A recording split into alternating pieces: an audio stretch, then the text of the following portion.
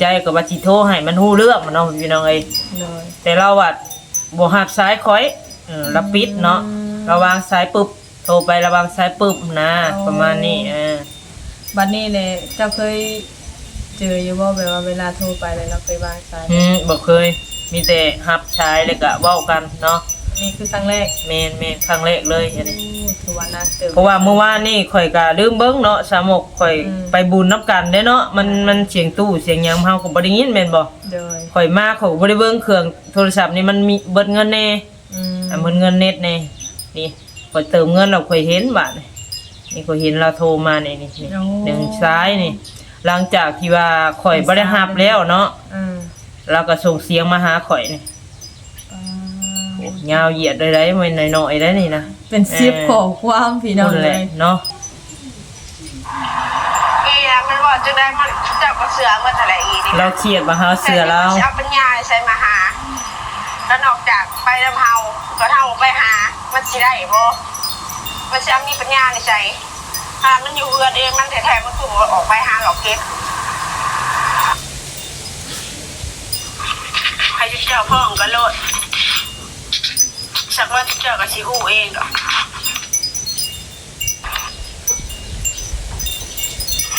มาทำพายอย่างวันคืนมาเห็นอย่างไม่ได้ว่าอยากเมื่อผมฟังสุดเดียวแล้วก็สุดโตเราฟังสุดใหม่ครับพี่น้องเอ้ยเขาออกไปพออยู่เพื่อนมันเขาอยู่ตัวเขาอยู่เพื่อนเขาหลุดกระหลุดเขาอยากมีเงินเขาอยากติดเลยนั่นแล้วนี่เขาก็หาเองเขาเมื่อดีเลยใช่ไหมหายเขาหลอกจากมันเอาน้ำเขาหันบัวเขาแล้วเนาะสมุกก็จบแล้วปล่อยให้เราไปอยู่ตามคณะของเราซะเนาะบ่ไปยุ่งเกี่ยวเฮาก็ได้เพราะว่าคำเว้าของเรานี่แบบว่าเรา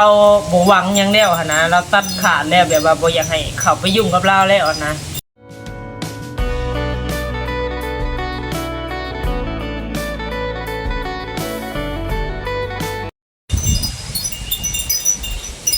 สบายดีเด้สวัสดีเด้อเพื่อนพี่น้องเอ้ย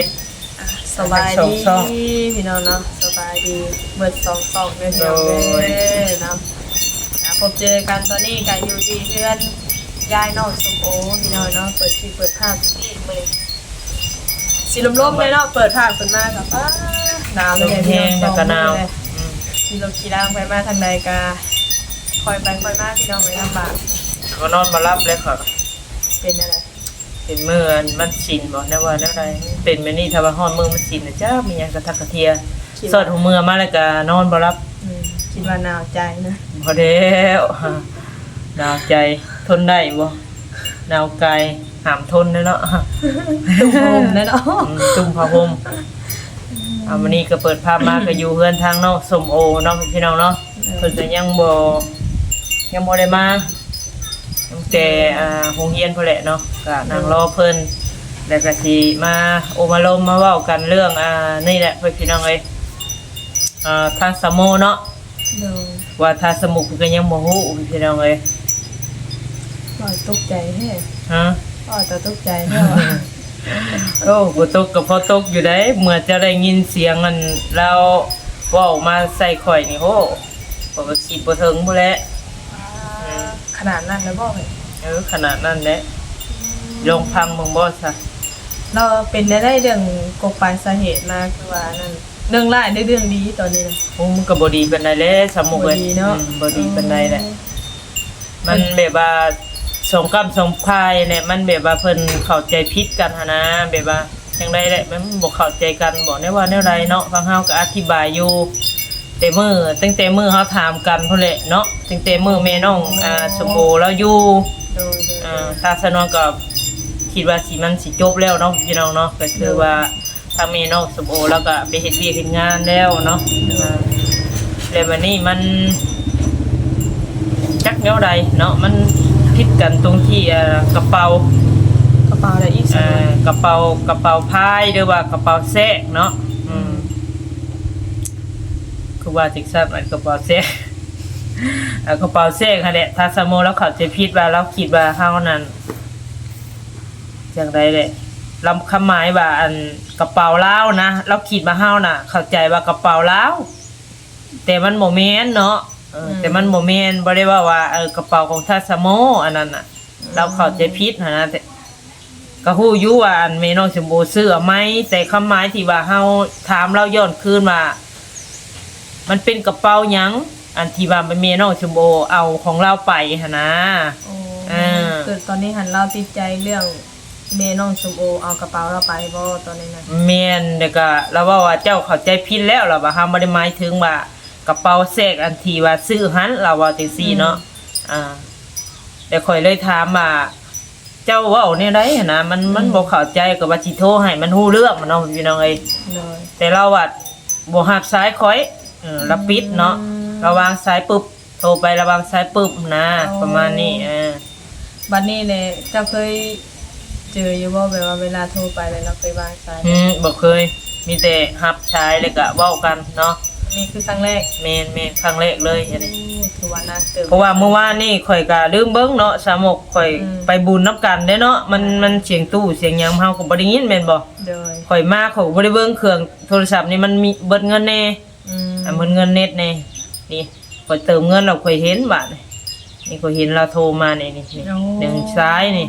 หลังจากที่ว่าข่อยบ่ได้รับแล้วเนาะเราก็ส่งเสียงมาหาข่อยนี่ยาวเหยียดได้ไม่น้อยๆได้นี่นะเป็น10ข้อความพี่น้องเลยเนาะนี่เดี๋ยวข่อยโทรไปหาเราเห็นบ่2สายแล้วข่อยก็ส่งเสียงบอกเรานี่เป็นหยังมีหยังเจ้ากูมารับสาย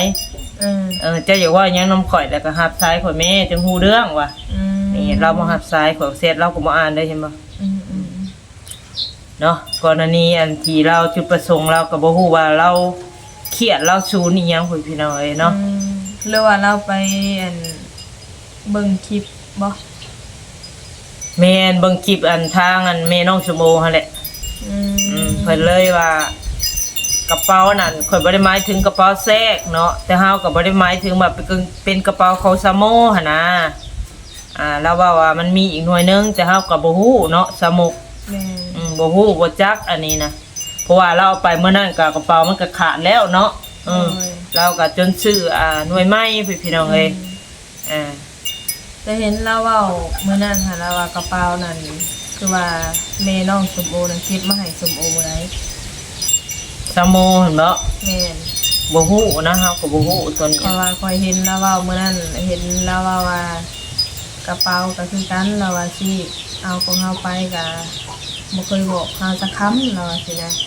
ไปเอาไปแล้วไปโลดมันจะบางเทื่อก็บอกบางเทื่อก็บ่บอกสินะ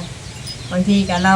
ก็อยากได้อยู่กระเป๋าเลยบางทีเราประจับไปโลดสินะเราว่าสิแต่เฮาก็บ่ฮู้เนาะอันนี้บ่ฮู้ดีเพิ่นพี่น้องเอ้ยอันนี้ก็ขึ้นอยู่กับ2คนเพิ่นนั่นแหละเนาะเฮาก็อยู่ระหว่างกลางคือว่าหั่นแหละจะทางมื้อนั้นก็บ่มีไผว่าใดๆเนาะบัดอยู่ต่อหน้ากันแม่นตาโมหั่นแหละเราบ่เว้าอีกเลยเนาะก็เลยบ่ฮู้บัดพอมันคนบ่อยู่นำกันแล้วเฮาเว้าทางคนภายเดียวมันก็บ่เป็นเนาะแม่นแต่บัดนี้แล้วเราเว้ามื้อนั้นก็คือจะเว้าแน่เนาะกระเป๋าอยู่นี่มันหักคือแม่น้องโบแล้วมาเว้านำค่อยว่ากระเป๋าน่ะถิ่มซ้ายบัดนี้ถ้าสโมน่ะบ่มักทำความสะอาดหรือว่าบ่อยากซักอย่างหยังหั่นนะเก็บมาแต่ว่าถิ่มแต่บัดนี้เราเห็นแหละเราก็เลยไปซักไปหยังหั่นนะเราเว้านะส่วนที่มันบ่เป็นตาไส้หรือว่ามันเก่าแห้งแล้วก็เอาไปถิ่มทางอื่นหั่นนะเราเว้านะก็บ่ได้เอาแล้วว่าเราเว้าสิแต่เฮาก็บ่ฮู้เนาะก็ได้แต่พังพี่น้องเอ้ยจงกำจงพายคือว่าฮอดแล้วเนาะจักสิว่าแนวใดบ่เห็นนำบ่ฮู้เห็นนำกระเป๋ากับกระเป๋าแม่นแต่บัดนี้เพิ่นบ่พอใจเรื่องกระเป๋าเนาะตอนนี้ซาโมเพิ่นแม่นฟังเสียงเบิ่งเนาะสามีแต่ว่าเดี๋ยวบ่เป็นการซักซ่าเสียเวลาพี่น้องเอ้ยทางสาวนวลก็สิได้เปิดคลิปเสียงเนาะที่ซาโมส่งมาให้เบิ่งแล้วนี่ก็คือสิสูญแห้งเบิ่งนี่เนาะ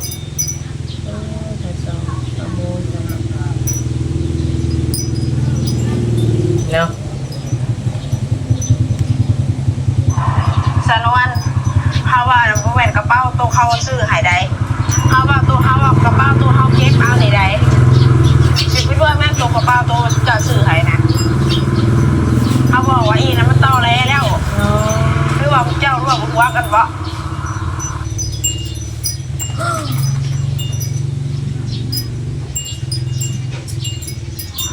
เขาหูได้ต่อเวลามันมาเก็บของเฮานะย่างออกไปเฮาแล้วมันจับโทรศัพท์ออกมาเบิ่งค่ะมันขับไปเบิ่งจับมันขับไปเบิ่งอย่างแล้วมันว่าสุภาพพังว่าเฮานี้ได้เงินตลอดว่ะคิดว่าเฮาสิบ่ฮู้ค่ะถ้าจะให้เฮาสวยคนแบบนี้เฮาสวยมาซะดีกว่า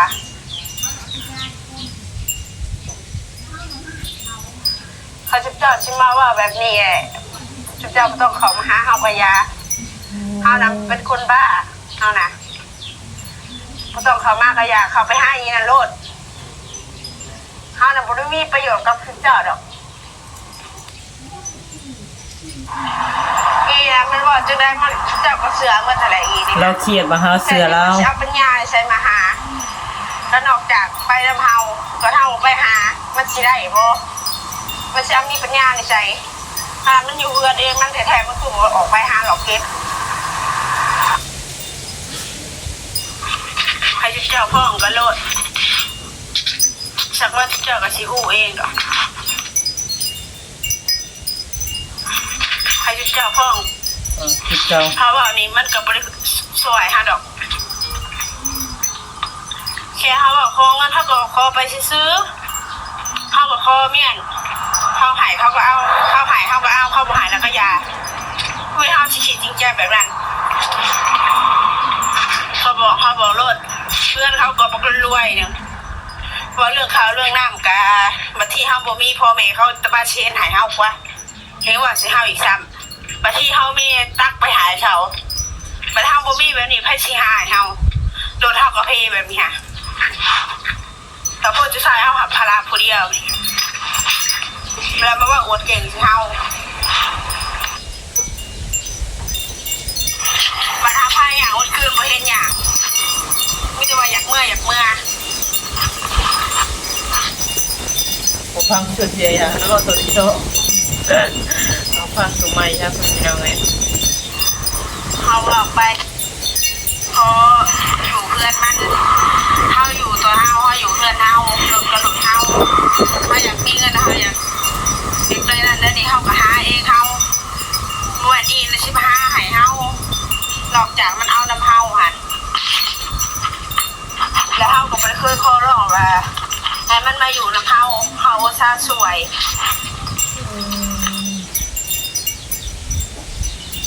เนาะสิประมาณนี้แหละพี่น้องเลยเนาะโอ้สิวันอะไร จะวันอะไรเมื่อได้ฟัง เบิ่งเราก็คือสิอยากให้เฮงเนาะ เน่อยากให้แต่ว่าจุดประสงค์ของเราน่ะที่อยากให้แบบไรฮะนะ อยากให้คือของลงทางลักษณะแลแบบว่าผู้นั้นนะคะเราบ่ยอมรับความจริงค่ะนะแล้วเราสิออกหน้าเอาหน้าเจ้าของค่ะนะ จักจังไรใช่ป่ะข่อยก็งงอยู่ข่อยก็เบิ้ลคำชีว่าสมองเลยจะชีว่าในไร มาว่าเฮาบ่รวมหัวกั แม่นบ่รวมหัว เรื่องหยังวันนี้เขาไปพูดรวมหัวแล้วมันได้หยังบ่ได้พี่น้อง ร่วมหัวแบบว่าเข้าข้างทางเมน้องชมพู่หนนะประมาณนี้แหละเข้าข้างแบบไรสิล่ะ ข่อยรู้ข่อยแล้วก็มีแต่ว่าลงคลิปการทำการ2 กรรม 2 พายเนาะพี่น้องเนาะเขาบ่ได้เคยว่าหักหลังสังเวียงผู้นั้นผู้นี้เนาะ มีแต่พังเฮาเป็นคนกลางเนาะมีแต่ว่าผู้ใดผิดผู้ใดถูกก็บ่ฮู้ดอกเพราะว่ามื้อนั้นก็เราก็ตัดสินใจว่าบ่อยากให้อันทางเมน้องชมพู่อยู่เนาะถ้าสมมุตินะทางเฮาก็หาเวียกหางานให้ได้แล้วเนาะเราก็ไปอยู่ของเราแล้วแต่มันนี่มันบ่จบเรื่องที่ว่าจังได๋เลยข่อยเอาลงคลิปเมื่อวานนี่แหละสงสัยเมื่อวานนี่แหละเนาะข่อยว่าวันนี้ทางเมน้องชมพู่เราก็ว่าอยากให้ข่อยนี่ไปฝากคำถึงชะโมถ้าเห็นน่ะนะให้ต่างคนต่างอยู่ซะล่ะว่าเราว่าประมาณนี้แล้วก็ก็ตามในคลิปมาแหละพี่น้องเอ้ยเนาะก็ชื่อบ่ได้แต่ทางน้องก็สิบรรยายต่อกับบ่เป็นเนาะ แต่ว่าเรานี่ก็อยากให้เฮงเลยเนาะคำหนึงที่แล้วว่าโอ้ยซอยมาเนี่ยดีกว่าแล้วว่ากันทางเว้านี่ก็ค่อนข้างว่าคือเรานี่ตัดสินใจซอยแม่น้องสมโอเนาะบัดพอซอยมาแล้วก็บ่เห็นคุณค่าความดีของเราหั่นนะฟังเว้านี่ คล้ายๆแบบนั้นแหละแต่ว่าบ่เห็นแบบไรเราก็นับถืออยู่เนาะถ้าเฮาเห็นก็ได้เงินได้คำแล้วก็ส่งยืนอยู่ในพี่น้องเอ้ยเนาะฝากมาให้ทางสโมทั้งทีเราก็จังไดเนาะถ้าว่าคนเฮามันแบบว่าเก็บมาก็แบบว่าเราขับไล่ส่งหนี้บ่ซั่นๆเนาะบ่อยากให้อยู่เฮือนบ่ยกตัวอย่างนี่บ่อยากให้อยู่เฮือนแล้ววันนี้ให้เราหนี้ออกจากเฮือนคืออันซาโมนี่เนาะบ่ให้อยู่แล้วนี่ทางแม่น้องชมโบแล้วสิมีใจเอาเงินให้อยู่บ่นะคือเป็นคนอื่นนะอันนี้เรายังแบบว่านับถือแล้วก็ยังแบบปกตินะยังดีกันแม่นยังพามาให้ใส่ใจแบบว่ายามจำเป็นเนาะแต่คืออันเงินมันสังคมแหละพี่น้องเอ้ย60,000บัดนี้เนาะเราก็เลยเว้าน้ำข่อยเมื่อวานนี่แหละว่าเมื่อวานนี่บ่ว่าสมุกเพิ่นก็ลืมนะวานนี่บ่นี่แหละเนาะเมื่อวานนี่ตอนบ่ายๆพี่น้องเอ้ยลงลืมทางชนวนกันแล้วบัดนี้เราเลยว่าที่แรกนะเราตัดสินใจว่าสิช่วยทางสโมเนาะเรื่องรถเรื่องล่างที่มันหักมันเพนั่นแหละปรึกษาทางเมย์แล้วทางเมย์ที่ว่าเราอยู่นำแหละพี่น้องเอ้ยเนาะว่าสิช่วยกันสมรถให้เนาะในเมื่อสโมเลือกแบบนี้แล้วเราก็เลยตัดสินใจว่าบ่ซอยหั่นนะเนาะประมาณนี้แหละสงสัยเราเครียดบ่ในไรก็บ่ฮู้อันนี้เนาะเราก็อาจจะเครียดในตรงที่ว่ามื้อที่เฮาอัดคลิปลงไปมื้อนั้นบ่ที่ซาโมเราเว้าให้เด้แม่นๆเราอาจสิได้เบิ่งคลิปแล้วก็อาจสิตำค่อยน้อยใจหั่นแหละเนาะเพราะว่าบัดคือเว้าหั่นแหละบัดมื้อที่ว่าอยู่นำกันเนาะพี่น้องเนาะสอบถามความจริงทั้งสองฝ่ายก็ทางแม่น้องสมโอนี่เพิ่นก็อาจจะเว้าอยู่แต่ว่าทางซาโมนี่สิปล่อยเลยตามเลยเนาะก็คือจะบ่เว้าหยังแม่นแล้วบัดนี้มันก็เลยบ่ฮู้ว่าสาเหตุน่ะมันเป็นย้อนหยังนะพี่น้องบัดพอต่างคนต่างบ่อันนี้แล้วผัดมาเว้าสิก็คือว่าแล้วมันเฮาเว้าทายเดียวเฮาก็คนกลางเนาะที่ทางเขาข้างเพิ่นนี่ก็บ่เป็นเนาะแก้ไขยากแบบนี้เนาะแก้ไขบ่ตกคอมเมนต์หลายอยู่พี่น้องในช่องสามุจาเนาะเพิ่นว่าสามโมแล้วเป็นหยังตอนที่แม่น้องสมโมอยู่เป็นหยังคือบ่เว้าแต่เฮาสิแก้ไขปัญหาตกบ่ถ้าในเมื่อแบบว่ามันเป็นแบบนี้แล้วก็เฮาเว้านำหลังบัดนี้อีพายเพิ่นบ่อยู่เด้มันก็สิกลายเป็นว่าเฮานี่ใส่ให้เพิ่นเนาะสิลาดไปสีเพิ่นบ่ถึกเนาะบัดตอนเฮาอยู่นำกันผัดคันสิว่าในคำว่าเฮาก็บ่พอใจหยังกันหั่นแหละเนาะคือบ่เว้าหั่นนะพี่น้องFC เพิ่นก็คอมเมนต์มาหลายอยู่แต่ว่าทางซาโมผัดที่เฮาอัดคลิปลงมื้อนั้นผัดเราบอกว่าเว้าไปก็พอได้ซ้ำนั้นแล้วเราบ่แพ้เขาเขาจังได๋เขาก็อยากเอาความสนะอยู่แล้วว่าซั่นเนาะที่เราเว้าหั่นแหละพี่น้องเราก็เลยบ่ขอเว้าเพิ่นมาเว้าอยู่ผู้เดียวคือเก่าเนาะเว้าง่ายๆก็แบบว่าเว้ารับหลังหั่นนะคนเฮาก็ได้ว่าคันคือว่าเฮาบ่ถือบ่เว้าแล้วก็คือตัดเนาะบ่เว้าเลยแม่นๆใครอยู่แต่ว่านี่ผัดมาเว้ารับหลังก็คือว่าแล้วผู้ไปหน้ามันก็กลายเป็นว่าโอ้ทางข่อยก็คือสิเว้ายากเด้แน่บัดนี้ใจเนาะบัดนี้ยังได้วันนี้บ่ต้องให้เขาไปหาบ่เข้าไปหาก็ถือว่าก็เว้าตรงๆเนาะถ้ามีผู้รักผู้ใหญ่เนาะก็นี่ก็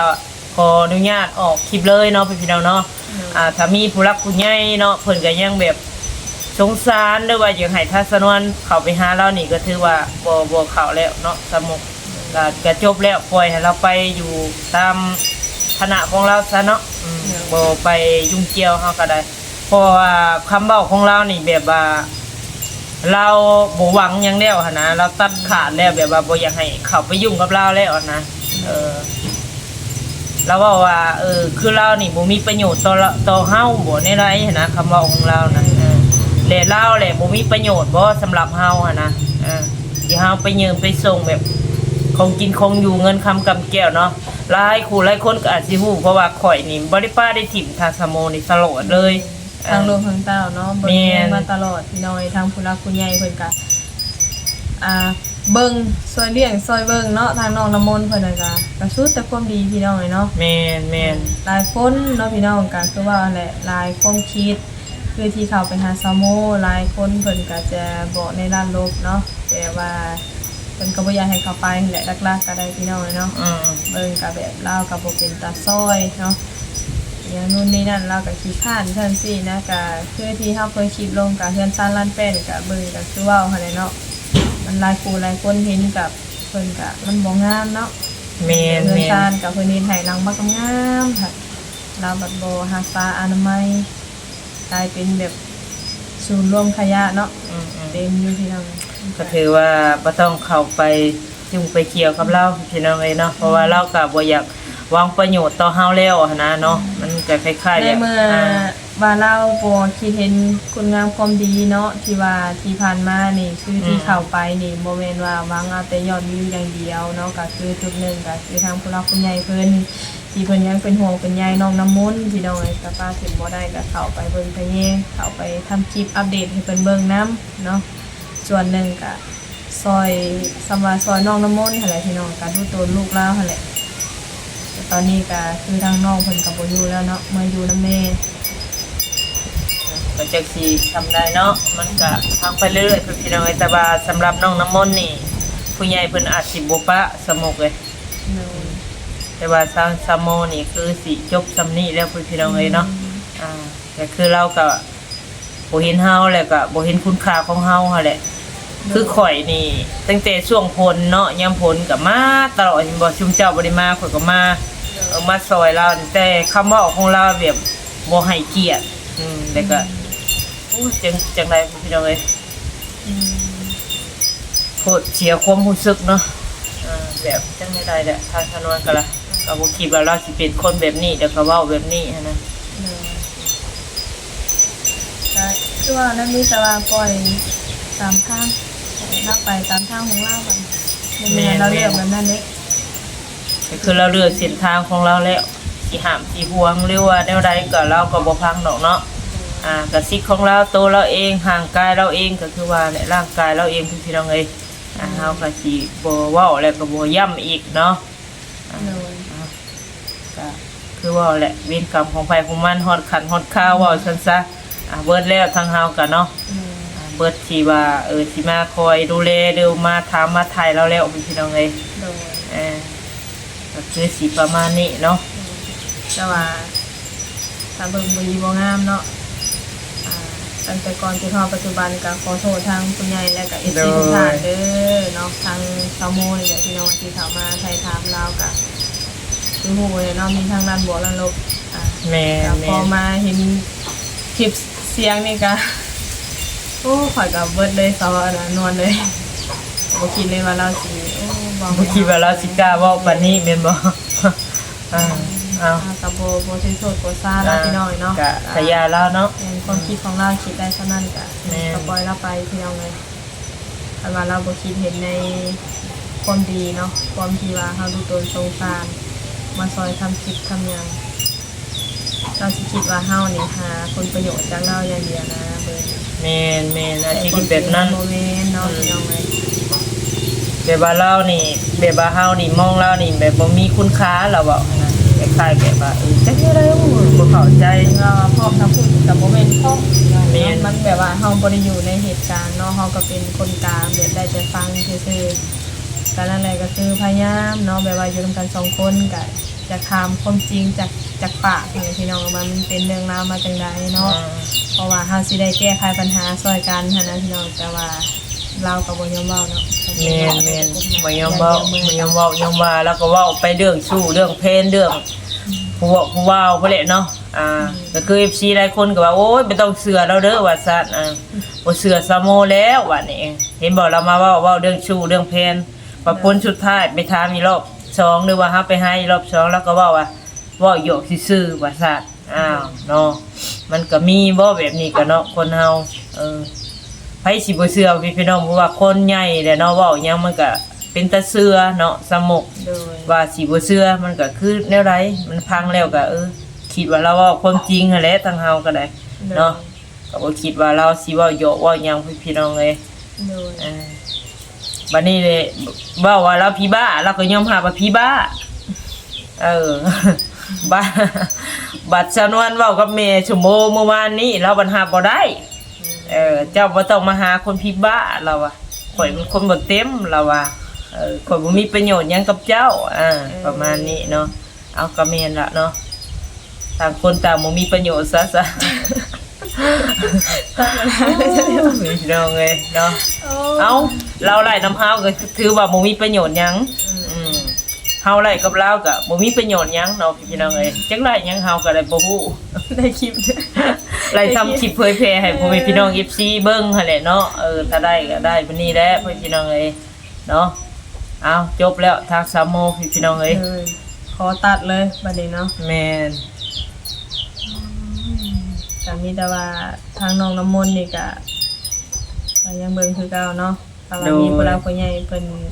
ส่งเงินก็เข้าไปคือเก่าพี่ แม่ น้อง น เพิ่ แม่ น น เนาะ เก่าคือเดิมเนาะเพราะว่าผู้ใหญ่เพิ่นก็บ่ได้ปาได้ทิปมานะทางน้องเพิ่นน่ะแบบซัพพอร์ตหรือว่ามาตลอดนั่นแหละ เลย ซัพพอร์ตมาตลอดบ่ขาดเนาะทางน้องน้ำมนต์นี่ก็ตลอดพี่น้องเอ้ย เลย ส่วนแม่เราก็ปล่อยเราไปเนาะเพราะว่าเราเลือกเส้นทางนั้นแล้วก็อีกอย่างเราก็สิโทรคุยกันฮู้เรื่องเนาะเพิ่นก็บ่รับสายแล้วเนาะก็ยาพี่น้องเอ้ย ก็เพราะถามแน่เนาะจะทำแบบนั้นแบบนี้กันโป แม่นบอกมาถามมาตอบมาโต้เลยเนาะ ตัดสายถิ่นปุ๊ด แม่นเพราะว่าเราส่งเสียงมากับพ่อเด้มันหลายเด้เนาะ เว้าคำหนึ่งก็ป้าตุ๊กไอ้ฟังแล้วก็ซ้ำว่าอีหยังพุ่นเลยพี่น้องเอ้ย ผ่าแรงเนาะ เอาเนาะ คลิปนี้เฮาก็บ่ได้ถือโทษโกรธซาดอกพี่น้องก็มาทำคลิปเผยแพร่ให้ FC ฮู้นำกันเนาะโอ้ผมบ่คิดนะพี่น้องเนาะว่าสาวโมเราสิบ่ได้ขนาดนี้นะมีแต่ว่าสำหรับคลิปนี้ก็ขอขอบใจ FC เบิร์ดทุกท่านเด้อเข้ามาติดตามรับชมรับฟังทั้งสองช่องเนาะมีแต่ว่าสำหรับคลิปนี้ผิดพลาดประการใดก็ต้องขอโทษขออภัยหลายๆเด้อพี่น้องเด้อมีแต่ว่าสำหรับคลิปนี้ทั้งเฮา2คนแล้วก็สิได้ลาไปเด้อพี่น้องเด้อพบเจอกันในคลิปหน้าเด้อ โดยสบายดี